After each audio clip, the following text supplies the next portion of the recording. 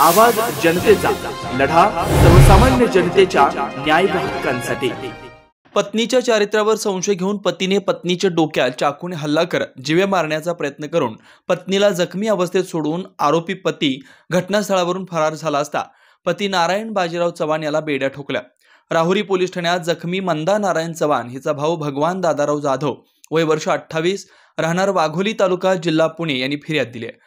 या फिर्यादीत म्हटलंय की बहीण नंदा नारायण चव्हाण हिच्या चारित्र्यावर तिचा पती नारायण बाजीराव चव्हाण यांनी संशय घेऊन तिला राहत्या घरात लाथाबुक्क्याने व चाकूने कपाळावर डोक्यावर मारून गंभीर जखमी करून जीवेठार मारण्याचा प्रयत्न केलाय।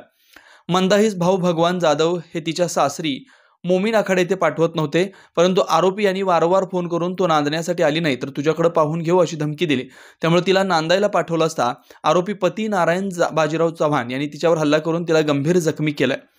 जखमी नंदा नारायण चव्हाण हिच्या भावाच्या फिर्यादीवरून आरोपी नारायण बाजीराव चव्हाण राहणार मोमीन आखाडा, रुक्मिणी बाजीराव चव्हाण व हरिभाऊ बाजीराव चव्हाण दोघे राहणार सोनेई कारखाना तालुका नेवासा यांच्या विरोधात राहुरी पोलीस स्टेशनला गुन्हा दाखल केलाय।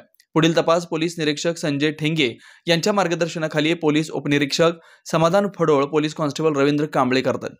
त्यानं चाकू मारून 3 दिवस झाले फक्त ती माझ्या घरून आली आहे आणि त्यानं लगेच दगडाने मारली का चाकूने मारली, तिच्यात काहीच राहिलं नाही।